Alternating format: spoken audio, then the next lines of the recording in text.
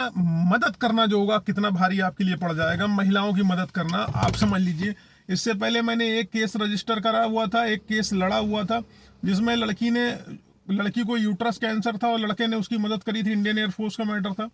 उसमें लड़की ने बलात्कार लिखा दिया था जब उसने पैसा दिया था। इसी तरीके का एक वाकया बॉम्बे में होता है। एक व्यक्ति बड़े सीधे साधे मुस्लिम है, वो बेहद सीधे साधे व्यक्ति हैं और अच्छे व्यक्ति हैं। एक लड़की है जो दिल्ली की है, उसने इनके ऊपर बलात्कार का मुकदमा लिखाने की धमकी दे डाली। क्या कर दिया उसने, वो अपने आप को कैंसर पेशेंट बताती थी और न्यूज एंकर बताती थी कि एक बड़े नामी चैनल समाचार प्लस में वो न्यूज एंकर, और फोटोज मॉर्फ करके उनको भेज दी कि देखो हम इस न्यूज चैनल में एंकरिंग करते हैं।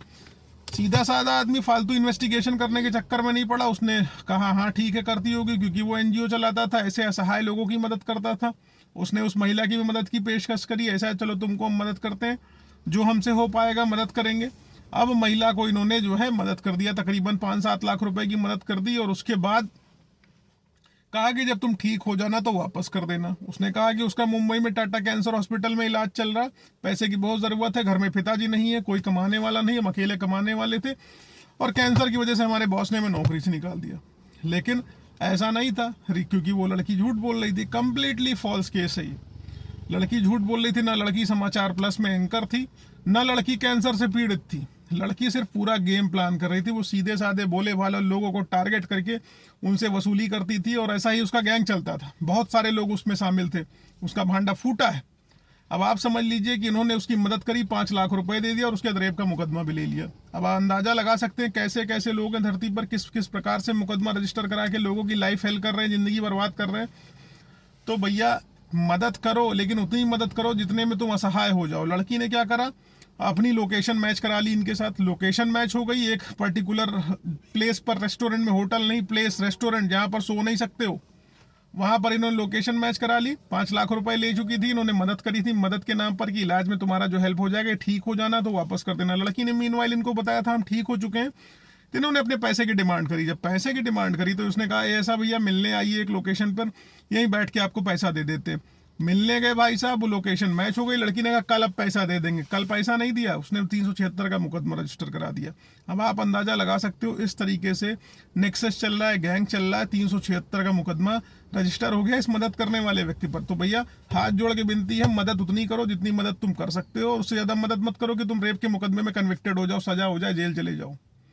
मदद उसी व्यक्ति की करिए जिसको आप सामने से जानते हो, फ्रंट से जानते हो। ये सोशल मीडिया की मदद बिल्कुल नहीं लेनी है आपने, ना करनी है। अगर करेंगे तो आप झेलेंगे। और ऐसा गैंग बहुत तरीके से एक्टिव है, आप समझ सकते हैं। सेक्सुअल ऑफेंसेस महिलाओं के द्वारा बुरी तरीके से किया जा रहा है। अभी यही हाल नोएडा में हुआ, 2 महिलाओं को गिरफ्तार किया गया।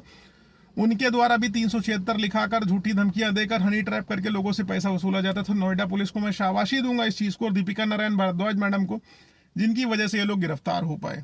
अब आप अंदाजा लगा लीजिए फॉल्स केसेस कितने बढ़ रहे हैं। और 376 को तलवार के तौर पे नहीं दिया गया था, इनको ढाल के तौर पे दिया गया था, ताकि ये अपनी रक्षा कर सकें अगर इनके अगेंस्ट कोई सेक्सुअल ऑफेंस हो। लेकिन इनके द्वारा उसको ढाल नहीं तलवार बना दिया गया है, लोगों का कैरियर स्पॉइल करने के लिए, लोगों को काटने के लिए। तो जब भी कोई ऐसी स्थिति परिस्थिति आए, फॉल्स मुकदमा जब भी हो, जितना आपने पैसा भेज रखा है, जो कुछ भेज रखा है, ट्रांजैक्शन रखिए, ऑनलाइन पैसा दीजिए, मैनुअली पैसा किसी को मत दीजिए, वरना दिक्कत में आप आ जाएंगे कम से कम। और जब भी फॉल्स केस लिखाने की कोई धमकी दे तो आपको पहले मुकदमा लिखाना है। अगर आप पहले मुकदमा लिखाने में सक्षम हो एक्सटॉर्शन का, हनी ट्रैप का, तो आप बच जाओगे, प्रोटेक्शन हो जाएगी, स्टे मिल जाएगी, गिरफ्तार नहीं होगे। वरना जेल गए 6-8 महीने काट के ही आओगे। हो सकता है जेल के अंदर ही सजा हो जाए। बहुत सारे ऐसे लोग हैं जो जेल गए, जेल से बाहर नहीं आए, वहीं सजा हो गई है। उम्मीद है इस जानकारी से कुछ ना कुछ आपको हेल्प मिलेगी। अगर ऐसा कुछ है तो वीडियो को लाइक शेयर सब्सक्राइब बिल्कुल करना।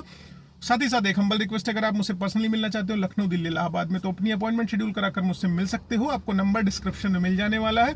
डायरेक्ट कॉल नहीं करना है, पहले व्हाट्सएप पे अपॉइंटमेंट बुक कराना, फिर बात होगी हमारी आपकी। Thank you so much. जय हिंद, जय भारत।